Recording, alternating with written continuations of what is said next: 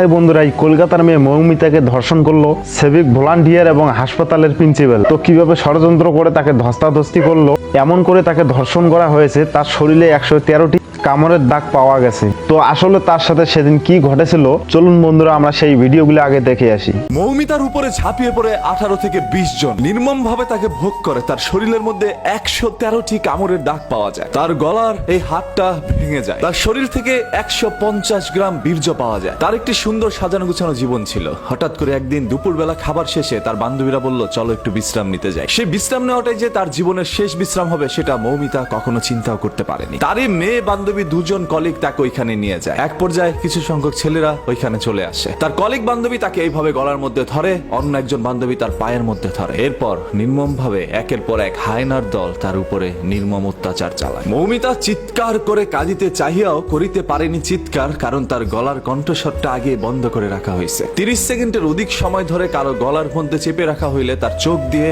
রক্ত বের হয়ে যায়। হ্যাঁ, মৌমিতার চোখ থেকে ঝরার কথা ছিল পানি, তবে ঝরেছে রক্ত। মৌমিতা শুধু তাকিয়েছিল তার মেয়ে বান্ধবী কলিকের দিকে। বারবার শুধু চোখের ইশারার মাধ্যমে বোঝাতে চেয়েছিল, তুমি একজন মেয়ে, আমিও মেয়ে। কিভাবে একজন মেয়ে হয়ে আরেকজন মেয়েকে এইভাবে হায়নার হাতে তুলে দিলা। মৌমিতা চিৎকার করছে বারবার, ভাই ও কাউকে বোঝাতে পারে নাই। মৌমিতা একটি ছোট্ট ভিডিওর মাধ্যমে মানুষকে একটি বার্তা পৌঁছে দেয়, যেখানে প্রকাশ পেয়েছিল তার সাথে ঘটে যাওয়া কিছু নির্মমতা। এরপর তাকে এই দুনিয়া থেকে সরিয়ে দেওয়া হয়। মৌমিতার সেই ভিডিওর বর্ণনা যদি আপনারা একবার দেখেন, তাহলে আপনাদের চোখ থেকে অশ্রু ঝরে যাবে। আজকে পুরো ভারতবাসী এটা নিয়ে প্রতিবাদ জানাচ্ছে আজকে বাংলাদেশের মানুষ। এবং এই ছবিটি ফেসবুকের মধ্যে ঢুকলেই দেখবেন আপনার সামনে চলে আসছে। হয়তো আপনারা অনেকে পোস্টটা পড়ছেন না, শুধু ছবিটা দেখে ইগনোর করে চলে যাচ্ছেন। হ্যাঁ, কারণ ঘটনা তো আপনার মা বোনের সাথে ঘটে নাই, বা আপনার সাথে ঘটে নাই, অন্য কারোর সাথে ঘটলে তো আর আপনার কিছু যায় আসে না। যদি আসলে আপনি একজন মানুষের মনুষ্যত্ব বেঁচে থাকতো, তাহলে অবশ্যই এটা নিয়ে পোস্ট করতেন, শেয়ার করতেন এবং প্রতিবাদ জানাইতেন। গতকাল থেকে অসংখ্য মানুষ এটা পোস্ট করেছে এবং মানুষ আমাকে বলছিল, ভাই এটা নিয়ে একটা ভিডিও বানান। এই সকল বিষয় তো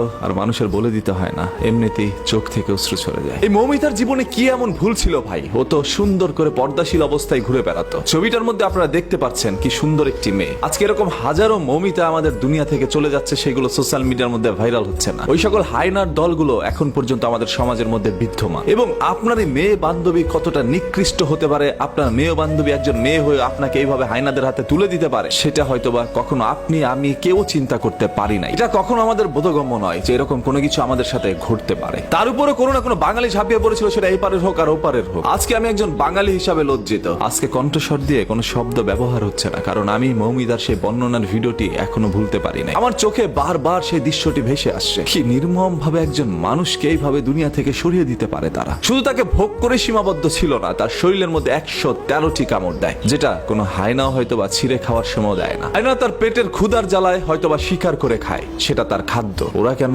মৌমিতাকে ভোগ করলো? এই মৌমিতার পৃথিবী থেকে চলে যাওয়ার দৃশ্যটা এর চেয়ে ভালো তো হইতে পারতো। এরকম নির্মম ভাবে কারো যেন পৃথিবী থেকে চলে যেতে না হয়। কোন আক্রোশ থেকে এই ধরনের কাজগুলো করছে, কোন ক্ষোভ থেকে এই ধরনের কাজগুলো করছে, সেগুলো হয়তো বা বেরিয়ে আসবে। তবে আজকে যারা পথে নেমেছেন, এটার বিচার চাচ্ছেন, আপনাদের প্রত্যেকের কাছে একটা অনুরোধ করছি ভাই, যতক্ষণ না পর্যন্ত সেই সকল অপরাধীর সর্বোচ্চ শাস্তি দেওয়া না হবে প্রকাশ্যে, ততক্ষণ পর্যন্ত আপনারা রাস্তায় অবস্থান করবেন। যে যেখান থেকে পারেন এটা নিয়ে তীব্র প্রতিবাদ জানান। আদারওয়াইজ আজকে মৌমিতার সাথে, আগামীকাল আপনার সাথে, আপনার মা বোনের সাথে এরকম ঘটনা ঘটতে দেরি হবে না। আমি চাই না চোখের সামনে এরকম আর কোনো মৌমিতা জীবন দেয়। তো দেখতেই পেলেন তাকে কিভাবে নির্মম ভাবে হত্যা করা হয়েছে।